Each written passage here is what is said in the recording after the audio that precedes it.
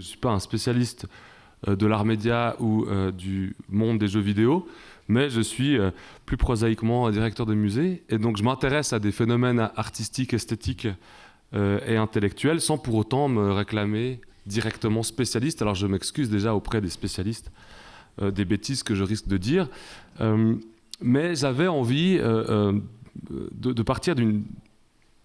Enfin, j'ai changé un peu le titre de ma conférence qui s'appelle maintenant « Devenir les héros de nos vies grâce aux jeux vidéo ». Et je vais essayer de développer une hypothèse qui m'est apparue comme étant assez intéressante, mais qui est plutôt, qui, disons, collecte des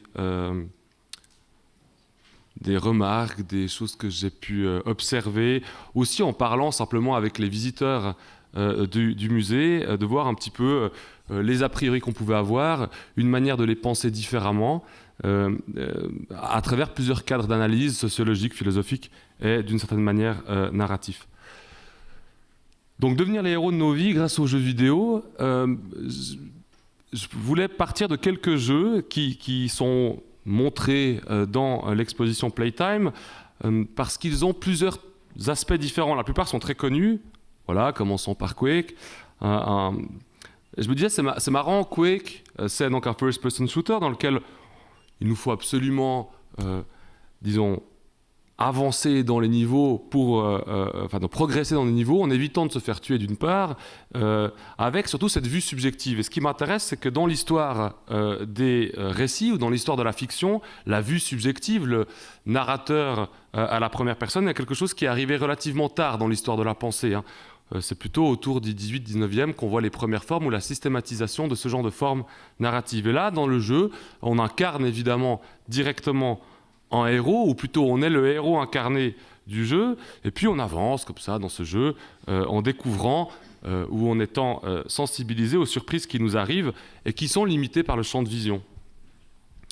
Je donne quelques exemples avant de commencer vraiment mon propos qui permettent de le soutenir un petit peu. Donc là, l'expérience qu'on peut avoir, et on le voit bien quand on voit des gens jouer, c'est qu'on a un point de vue extérieur, c'est qu'on bouge avec son arme, on est, disons, le héros du jeu, et on adopte les postures de ce héros-là.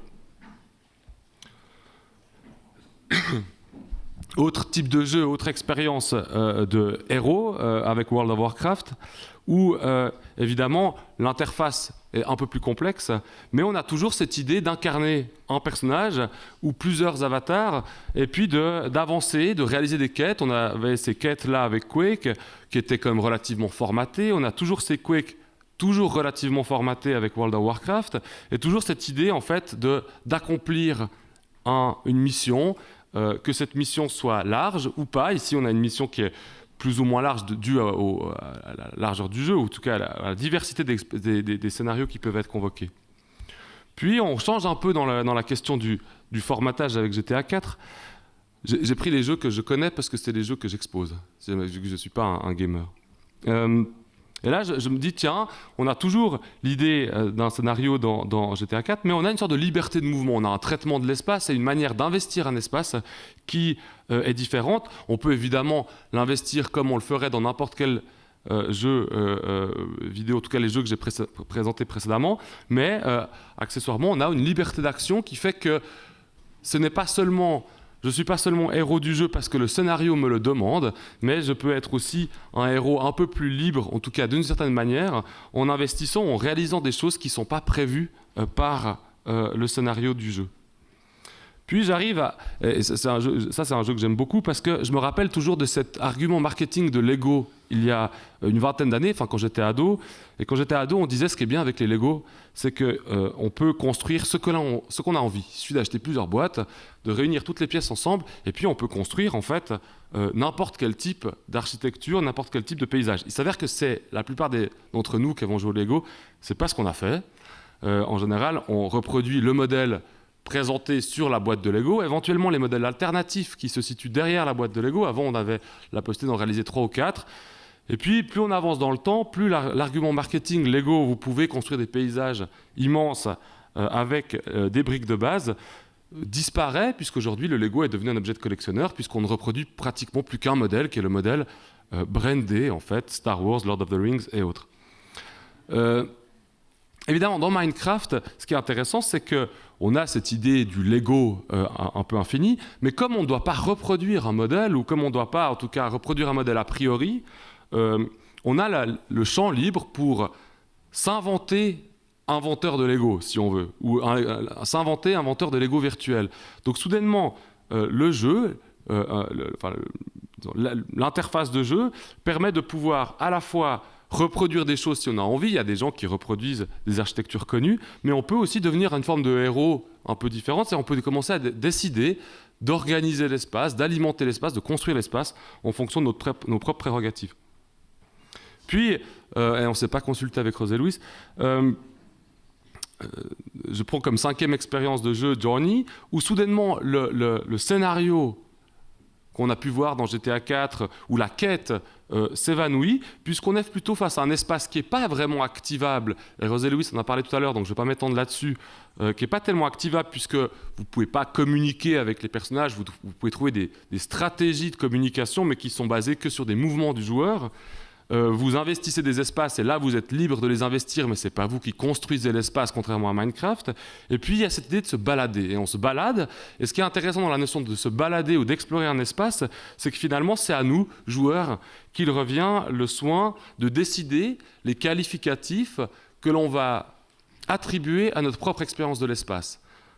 Dans le sens où, si vous jouez à Quake, et c'est pour ça que je suis parti avec des jeux peut-être un peu plus classiques, mais parce qu'aussi c'est ceux que je connais, évidemment, la déambulation dans l'espace disparaît, ou en tout cas est subsumée à la volonté ou au désir de remplir les objectifs fixés par le jeu, qui disparaissent progressivement, et avec GTA 4, on voit bien qu'on n'est plus seulement dans la réalisation du scénario, mais dans quelque chose d'un peu plus large. Dans Journey, par contre, cette scénarisation du jeu disparaît presque. Il y a quand même une fin, on peut quand même finir le jeu, donc s'il y a une fin, il y a une possibilité de scénario. Mais ce qui est intéressant, c'est que cette trame entre le début du jeu et la fin, la manière en fait d'avancer dans le jeu lui-même n'est pas dépendante d'un scénario a priori, ou plutôt, parce que j'aime pas tellement quand on dit qu'il n'y a pas de scénario, non pas parce que je crois à la puissance profonde du scénario, mais plutôt parce qu'on laisse ouvert, on laisse libre, à mon sens, au joueur la possibilité d'établir son propre scénario, qu'il le fasse ou pas. On peut se déambuler sans but, mais on peut aussi choisir des buts sans que le jeu nous les force, nous oblige à les choisir.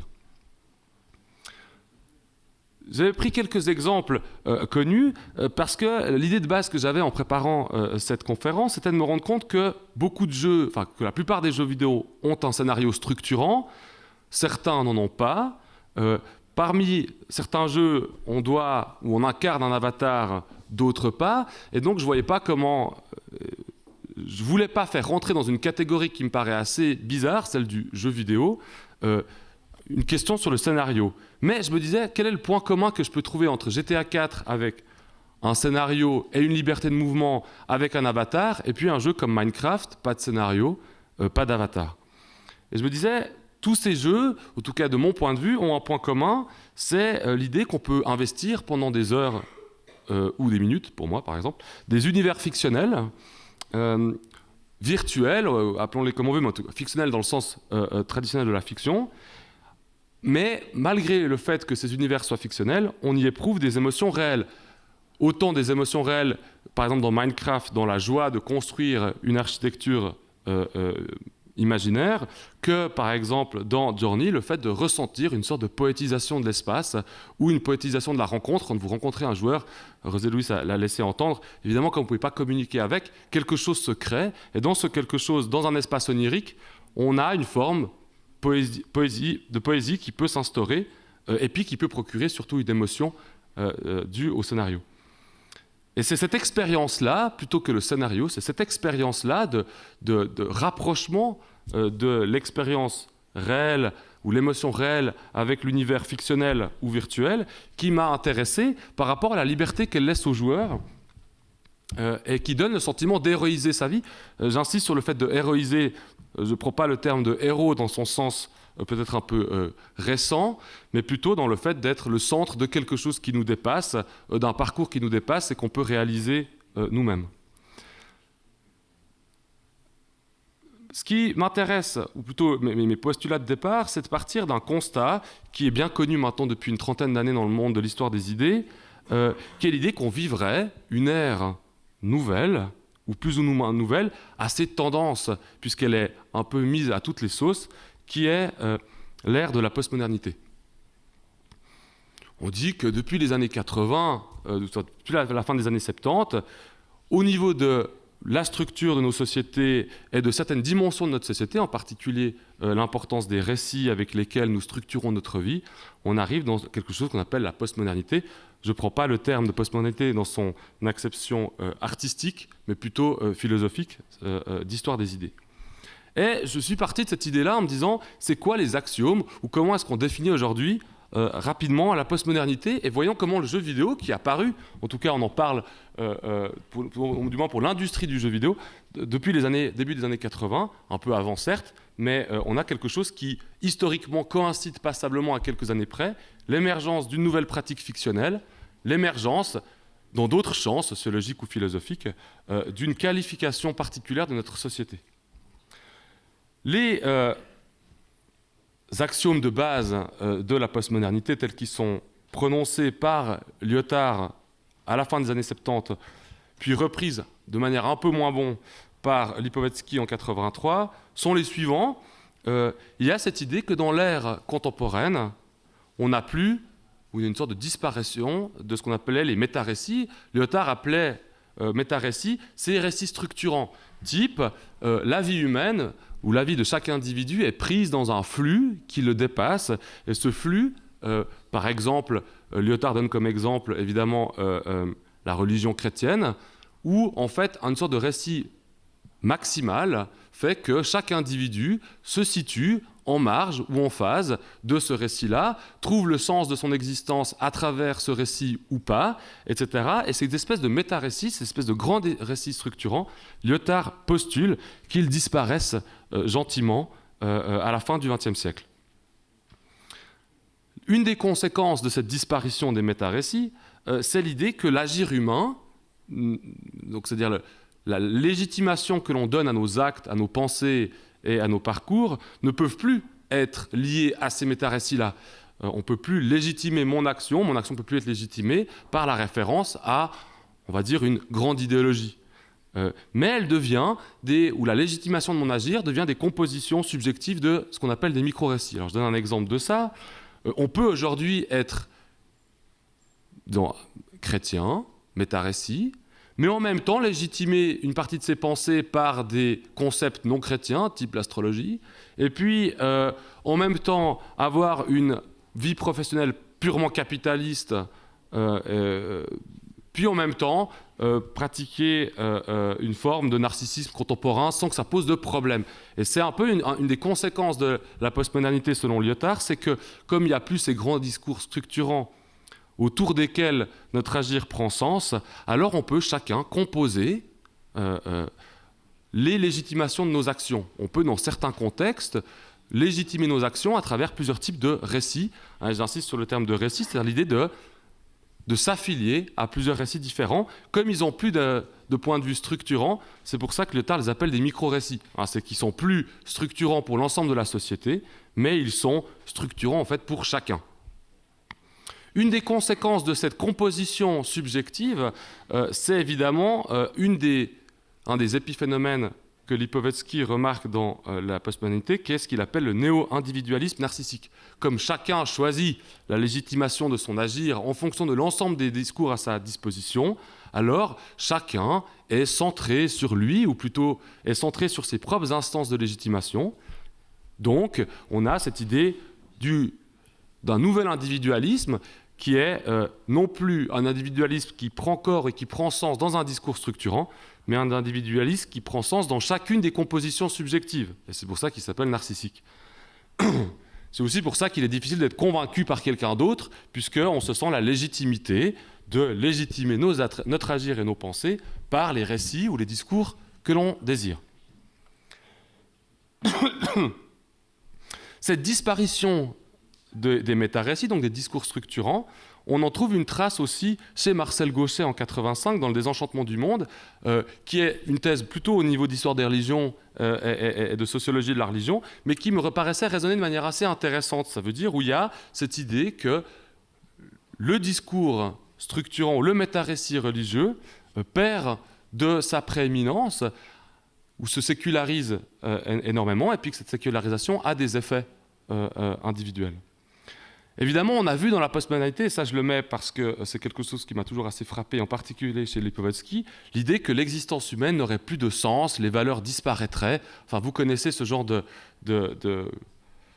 remarques négatives. Comme on n'a plus de métarécit, alors on n'aurait plus d'orientation, on n'aurait plus de sens, et l'individu, dans un monde sans sens, se tournerait sur lui-même ou sur les plaisirs de la consommation. C'est la thèse un peu fataliste de Lipovetsky que je ne partage pas, mais qui est une des conséquences qu'on a pu voir dans la postmodernité, le fait qu'on recherche du sens en soi et on tourne autour de soi systématiquement. Beaucoup de psychanalystes ont aussi cette vision-là, en particulier à travers la pathologie de la dépression. Et donc il y a une question qui s'est posée à plusieurs reprises dans les années 80 et au début des années 90, qui était « Qu'en est-il de l'identité humaine ?» Et c'est peut-être un peu, en tout cas j'entends cette question quand je vois des parents accompagnant leurs enfants dans l'exposition Playtime qui, avant d'avoir vu l'exposition, s'interrogent assez légitimement, finalement, quand on ne connaît pas une pratique, s'interrogent sur mon enfant ne voit plus, passe des heures et des heures là-dedans, donc ne se subjective plus, voit plus de monde, il n'a plus de vie sociale, etc. Pour moi, derrière cette espèce de critiques qui sont évidemment assez faciles à relativiser, il y a cette question de l'identité ou de la subjectivité, comment être soi en se perdant, en se diluant dans quelque chose qui nous paraît justement pas lié à la question de l'identité. Sauf qu'à côté de ces discours un peu alarmistes de la postmodernité, il y a d'autres discours qui me paraissent assez intéressants, en particulier un concept qui s'appelle les identités plurielles. Les identités plurielles, c'est un concept développé par Michel Maffesoli, qui est un sociologue français, dans un texte qui s'appelle « Le réenchantement du monde ». Et on voit bien, évidemment, ici, de par le titre de l'essai, sa volonté de se démarquer de la thèse de Gauchet avec le désenchantement du monde. Et chez Maffesoli, on a quelques questions importantes qui sont soulevées. Une de ces questions, c'est l'idée que l'identité humaine ne se forge plus à travers des métarécits structurants, je trouve une place dans une société donnée ou dans un système social donné, mais par l'imaginaire. C'est-à-dire par le biais des images fondatrices qui permettent la médiation et la compréhension du sujet vis-à-vis de son monde environnant. Qu'est-ce que ça veut dire tout ça? Pour Maffesoli, en tout cas dans son récit, dans son texte « Le réenchantement du monde », il y a cette idée que le monde des années 80 et la société de consommation actuelle développe, produit, propage, dissémine un nombre d'images monumentales. Et ces images-là, elles appartiennent à plein de pratiques sociales ou discursives actuelles, elles peuvent fonder un rapport de médiation. C'est-à-dire qu'on peut se retrouver, on peut les utiliser, on peut les convoquer pour comprendre soi et le monde dans lequel on vit.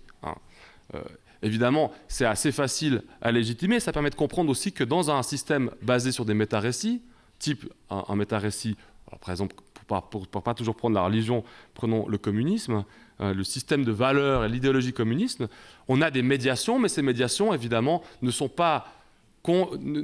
propagent pas de manière conjointe à d'autres médiations, du moins pas majoritairement, et donc donnent un filtre de compréhension à l'humain et au monde dans lequel il vit, qui est un peu plus unique, même si ça n'a jamais été unique, sinon il n'y aurait pas de mouvement dissident.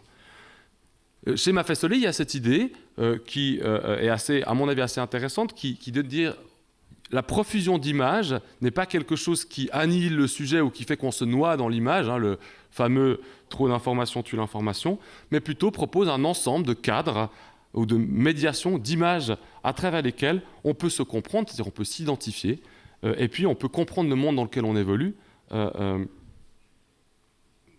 Et c'est cette dialectique entre le sujet et le monde qui est soumise à évolution, mais à travers des médiations qui peuvent évoluer.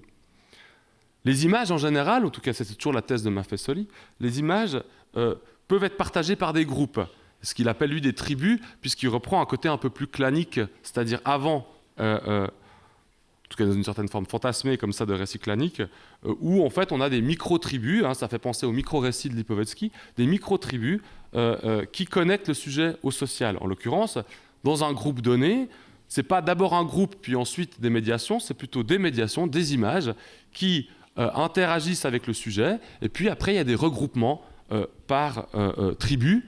Et c'est souvent ce qu'on entend quand on qualifie les gens. Alors, on a les qualificatifs sociologiques d'aujourd'hui. On est, bon, moi je ne connais pas très bien, mais on est destroy ou on est métro bobo, non, boulot, métro, enfin, oui, non, bobo, des choses comme ça. On a aussi la catégorie du gamer, qui est donc une identification sociologique basée sur une tribu partageant certaines images fondatrices, structurant une forme d'identité d'après Maffesoli. Bref, on s'identifie à une tribu, et puis entre les tribus, évidemment, les images n'étant pas forcément, les médiations n'étant pas forcément les mêmes, on peut juger d'une tribu en fonction de son partage ou non d'images de médiation. Il s'avère que pour Maffesoli, qui est quand même pas naïf, il voit bien qu'aujourd'hui, l'idée des micro-récits se comprend aussi ici. Un individu peut partager, en fait, ou peut partager plusieurs types d'images fondatrices, et donc appartenir à plusieurs tribus. Et là, ça fait penser à la juxtaposition des micro-récits. On peut être gamer, universitaire et fan du Japon, par exemple, tout comme on peut être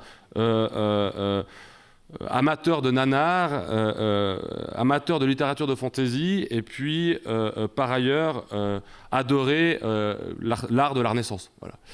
Je ferai exprès de prendre un peu une caricature, mais il y a cette idée on peut appartenir à plusieurs tribus, on peut appartenir à plusieurs donc, images fondatrices, et ce qui m'intéresse dans la position de Maffesoli, c'est pas tellement cette évidence-là, mais c'est plutôt qu'à travers chacun des groupes d'images fondatrices, ou à travers chacune des médiations, alors l'identité peut se forger, et c'est ce qu'il appelle l'identité plurielle. C'est-à-dire que notre identité n'est plus structurée autour de quelque chose qui paraît typiquement la bourgeoisie qui avait, jusque dans les années 50, il fallait partager un certain nombre d'images fondatrices. D'après Maffesoli, un des avantages de la postmodernité, c'est qu'on a nivelé le tout et qu'aujourd'hui, on peut appartenir, ou on peut structurer son identité selon une pluralité d'ensembles d'images. Et c'est ça qu'il appelle le réenchantement, puisqu'il dit que finalement, ça redonne un sens peut-être plus subjectif, moins partagé socialement, mais un sens qui fait que dans la diversité de l'autre, je trouve quelque chose qui me ressemble structurellement. C'est que même si je ne partage pas les mêmes images fondatrices et donc le même imaginaire identitaire, par contre, je peux partager le fait que chaque individu fait ou participe de ce type de processus. Il m'a paru intéressant de me rendre compte que les jeux vidéo participent ou peuvent être compris à l'aune de ces concepts philosophiques ou sociologiques, ou plutôt, pour ne pas calquer sur les jeux vidéo ces concepts-là, résonnent étroitement avec. Je prends exprès cette image de Robbie Cooper, enfin d'immersion de Robbie Cooper, du film Immersion, parce qu'évidemment, j'aime bien l'idée d'être centré sur l'individu, et puis sur l'idée que l'individu investit une médiation. Et à travers cette médiation, quelque chose peut se passer, même si dans l'œuvre de l'artiste britannique, on ne sait pas ce qu'il se passe. Pourquoi est-ce que j'ose rapprocher le jeu vidéo de la postmodernité ? Déjà parce que, comme je disais avant, la période historique le permet, on est dans les mêmes eaux, en fait. D'autre part, j'aime bien l'idée que le jeu vidéo, tout comme la question de la postmodernité, propose ou diffuse un ensemble d'images. Parce qu'on peut être gamer ou pas gamer, mais après, dans la catégorie gamer, on peut être plutôt RPG, ou plutôt MMORPG, ou plutôt ceci ou cela. Et donc, c'est soudainement des groupes d'images ou des sous-groupes d'images qui viennent, en fait, structurer une pratique. Et qui fait qu'on peut aimer plusieurs types de jeux vidéo, appartenir à plusieurs sous-tribus du jeu vidéo, mais on peut aussi n'en apprécier qu'une. Et peut-être que c'est lorsque les enfants ou les adolescents ou les adultes n'en apprécient qu'une seule que les parents, compagnons ou compagnes commencent à s'inquiéter. Mais ça, c'est plutôt une hypothèse. Donc j'aime bien cette idée que le jeu vidéo, au-delà d'être apparu ou s'être diffusé principalement dans les années 80, années 90, propose aussi des médiations symboliques. Elle propose un groupe d'images, des pratiques, des regroupements qui permettent aux joueurs d'y trouver son compte. D'autre part, troisième point plutôt, ces pratiques que sont les jeux vidéo permettent aux joueurs de choisir les médiations avec lesquelles il percevra le réel. C'est l'avantage de la thèse de Maffesoli, c'est qu'elle montre que finalement aujourd'hui, comme tout est mis sur un même niveau, on n'appartient plus à une classe sociologique qui valorise un certain type de pratiques au détriment d'autres pratiques. On a une mise à niveau des différentes médiations symboliques, et donc on peut choisir, en fonction de l'évolution de son parcours, les médiations qui, on le dit fort justement, qui nous parlent ou dans lesquelles on se sent à l'aise. Et comme la médiation permet à la fois de se comprendre soi ou de se rendre intelligible et de rendre intelligible le réel, ou le monde dans lequel on vit, alors forcément, les pratiques discursives et les pratiques vidéoludiques donnent forme au réel. Elles l'informent. La médiation n'est pas juste là pour donner une image, mais aussi pour structurer ou pour rendre intelligible mon expérience de sujet et mon expérience de sujet dans un monde. Il va de soi, par exemple, je note ce phénomène j'ai toujours trouvé marrant que les gens s'offusquent la compte, mais sur les MMORPG, quand les gens se fixent des rendez-vous pour les raids, alors on voit bien comment des médiations symboliques structurent l'expérience du réel. On ne peut pas aller n'importe quand pour ces raids-là. Et puis les gens trouvent ça terrible. Par contre, si on se donne un rendez-vous pour aller boire un verre, les gens trouvent ça moins terrible. Pourtant, c'est deux groupes d'images qui, finalement, proposent ou informent à la fois mon expérience de sujet et mon expérience du réel, et qui permettent de comprendre mon expérience de sujet dans un monde réel dont je choisis à peu près la forme. Ce qui est intéressant par rapport à cette question de médiation, et à travers la sociologie en particulier, c'est de voir que finalement, ces médiations ne font pas que structurer un rapport au réel ou un rapport à moi, à l'individu, mais évidemment créent des identités, ou plutôt détermine les identités plurielles. Et c'est cette partie-là que je trouvais intéressante, c'est que l'identité plurielle de Maffesoli, ou son avantage, c'est de montrer que l'identité singulière, l'éthique protestante par exemple, ou ce genre de choses-là, était quelque chose qui structurait aussi un sujet et son rapport au monde, mais le choix que vous aviez de l'endosser n'était pas mis au même niveau nécessairement que plein d'autres identités. Et donc les tribus étaient plutôt des macro-tribus. C'est un peu, Maffesoli essaie de montrer qu'on passe de la macro-tribu, des groupes, voilà, vous êtes d'une religion donnée, vous êtes d'un mouvement politique donné, vous êtes d'influence culturelle donnée, mais montre une possibilité de multiplier les configurations entre ces grandes structures-là, et que c'est ça qu'il appelle l'identité plurielle.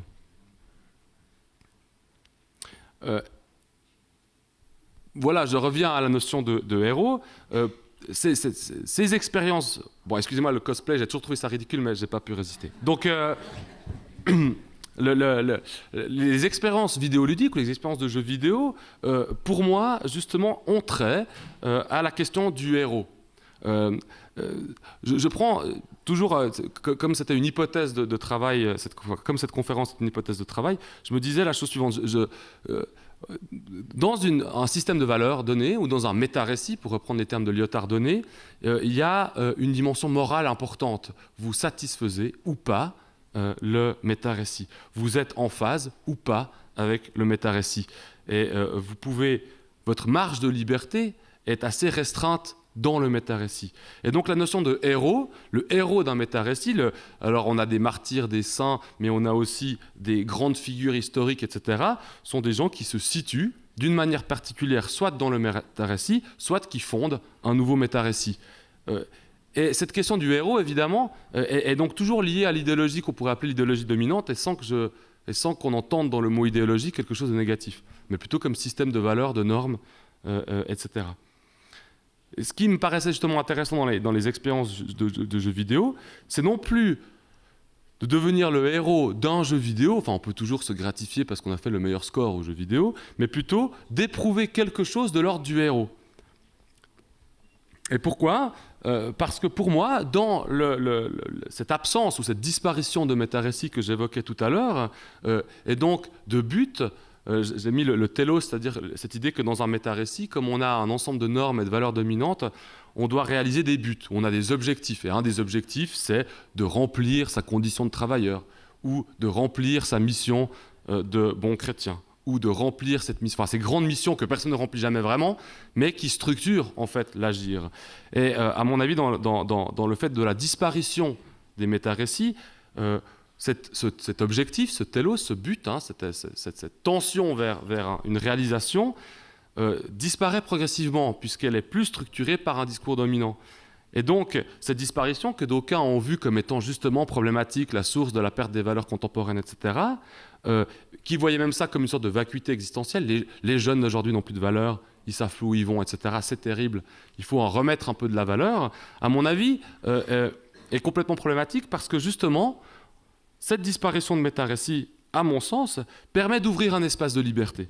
Et cet espace de liberté, qu'on peut éprouver évidemment à travers les jeux vidéo, puisqu'aujourd'hui on parle de jeux vidéo, mais qu'on pourrait voir à travers d'autres types de pratiques, c'est que ce n'est plus des récits qui nous sont imposés par le haut, type le méta-récit. Vous grandissez dans un monde où vous avez peu le choix que de partager le récit dominant, mais où vous pouvez commencer à choisir les méta-récits, ou plutôt là en l'occurrence les micro-récits, qui donnent du sens à vos vies. On est passé d'une logique, on va dire, dominante, méta-récit, but associé, à une logique postmoderne, où on est passé d'une logique moderne, méta-récit,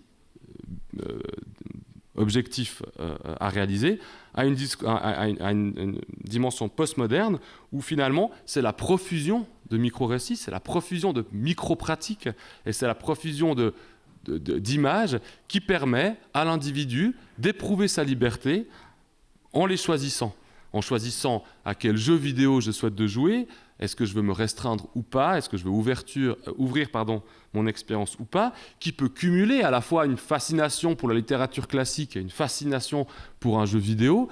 Bref, on peut commencer où l'individu postmoderne a cette capacité, ou vit dans un monde qui lui permet de pouvoir choisir ces choses-là. Et je trouvais intéressant que le discours, parfois un peu stéréotypé, qu'on peut entendre autour du jeu vidéo, ou plutôt autour des dangers des jeux vidéo, se trouve relativement proche, ou en tout cas entre en résonance avec 2-3 des choses que j'ai essayé de dire aujourd'hui, c'est-à-dire le fait que ce qui fait peur, ou ce qui peut faire peur dans les jeux vidéo, c'est l'enfermement dans une pratique, mais l'enfermement dans une pratique religieuse peut être aussi mal considéré, on appelle ça souvent du dogmatisme, de même que l'enfermement dans une pratique peut-être plus canonisée comme la littérature peut être problématique. Si votre enfant lit 8 heures par jour, je ne sais pas si c'est très bien, et je ne sais pas quelle va être la structuration de son identité. Et donc finalement, ces remarques qui sont faites, ces remarques de type le jeu vidéo enferme, fin de la vie sociale, etc., me paraissent être assez intéressantes parce qu'elles touchent en général les fictions. Dans le sens où la fiction, on le sait depuis la fiction, alors d'abord littéraire plutôt pour des raisons historiques et technologiques, puis la fiction théâtrale, ou en tout cas fiction littéraire, puis la fiction cinématographique, graphique, etc., fait qu'à chaque fois qu'une pratique fictionnelle arrive, quelque chose se passe, on en a un peu peur comme ça. Et cette peur de ces pratiques fictionnelles me semble assez intéressante. Le jeu vidéo qui apparaît dans une dimension historique donnée, que j'identifie avec la postmodernité, fait aussi peur. Et ce qui m'a paru assez intéressant dans ces questions-là, c'est cette idée de la fiction comme pharmacone. Les Grecs appelaient le pharmacone, enfin on le connaît à cause de la pharmacie, mais c'est à la fois ce qui sauve et ce qui empoisonne. Le pharmacone a cette espèce de dualité, en sachant qu'on n'est jamais dans quelque chose qui sauve complètement, ni jamais dans quelque chose qui tue complètement. On est plutôt dans le gradient qu'il existe entre les deux. Et ce que j'aimais bien, c'était cette idée de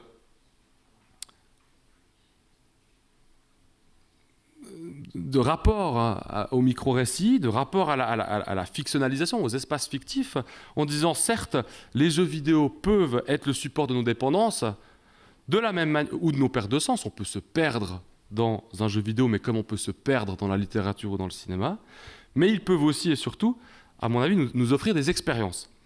Et puis, dans ces expériences, à mon sens, notre vie s'héroïse. Pourquoi est-ce qu'elle s'héroïse ? Parce que lorsque vous avez un héros dans un texte, un film ou un jeu vidéo, ce héros est un héros parce qu'il suit un scénario. Et on a même le sentiment, c'est d'ailleurs pour ça qu'on trouve ça intéressant, que finalement ce scénario, d'une part, il le suit, mais souvent, il le choisit. Il le choisit dans le sens où il l'éprouve, en tout cas. Il éprouve un scénario, il est pris dans un scénario qu'il éprouve. Or, dans un jeu vidéo, on a aussi cette question d'éprouver un scénario, ou alors d'éprouver l'absence de scénario. On peut aussi voir que dans Don Quichotte, par exemple, de Cervantes, il n'y a pas de scénario a priori, mais Don Quichotte produit un scénario pour donner du sens à son expérience du monde. Et c'est dans la production d'un scénario, c'est dans la production d'une image ou d'un groupe d'images qu'on trouve quelque chose qui me semble assez intéressant à rapprocher du jeu vidéo et des concepts que j'ai évoqués tout à l'heure. On parle beaucoup aujourd'hui de la gamification. José Luis en a parlé un petit peu tout à l'heure. Je me suis demandé, et j'aurais peut-être dû mettre un point d'interrogation à ma phrase, dans quelle mesure est-ce que la gamification n'est pas, en fait, un concept marketing pour parler de quelque chose qui a toujours fait partie de l'histoire de la fiction, c'est-à-dire le rapport inexistant ou difficile à statuer entre le réel et la fiction. Et ce que je trouve intéressant, c'est que finalement, la fiction, c'est pas seulement de croire que quand on lit un ouvrage de science-fiction, par exemple, ça va se passer dans 50 ans. Ça, c'est la vision un peu naïve des choses. Mais c'est plutôt de voir que lorsque je lis un ouvrage de science-fiction, la manière dont l'histoire est racontée me donne des outils de raconter ma propre histoire. Et c'est ça qui fait qu'on lit des histoires à des enfants, par exemple. C'est qu'on leur apprend à raconter des histoires, l'histoire du monde, d'une part, mais l'histoire de leur vie, d'autre part. Et je me demandais dans quelle mesure est-ce que le jeu vidéo, c'est plutôt une question, un débat que je lance comme ça, ne participe pas de ce mouvement culturel, historique, et aussi ancien que l'humanité, en tout cas dans les traces écrites qu'on en a, c'est-à-dire où finalement la réalité est quelque chose qui est systématiquement soumis à un ensemble d'images, créant des identités, ou créant la possibilité à l'être humain d'obtenir une identité. Et inversement, on alimente évidemment nos pratiques fictionnelles avec nos propres images. Donc voilà un peu cette dépendance ou cette dialectique. On a vu avant qu'il y avait une dialectique entre le sujet et le monde à travers la médiation symbolique qui était l'ensemble des images qu'on reçoit du monde dans lequel on vit. Finalement, le jeu vidéo, tout comme d'autres pratiques fictionnelles, ne sont-elles pas toujours cette même dialectique entre le sujet et le monde, à travers un ensemble d'images qui offrent à l'être humain la possibilité, ou une des possibilités, d'endosser des identités particulières. Donc pour conclure,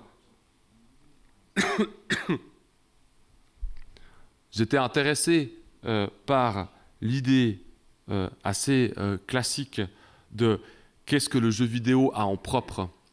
Et plus j'avance dans l'expérience Playtime et plus j'entends des conférences associées au monde du jeu vidéo, plus je me demande dans quelle mesure est-ce que les grands efforts qui ont été faits dans les fin des années 80, début des années 90, sur les théories de la fiction, et je ne parle pas des théories de la narration, mais je parle vraiment de la théorie de la fiction, parce que quand on dit aujourd'hui, il y a un côté un peu assez cool, qu'on dit la distance entre le réel et le jeu, ça me nuise.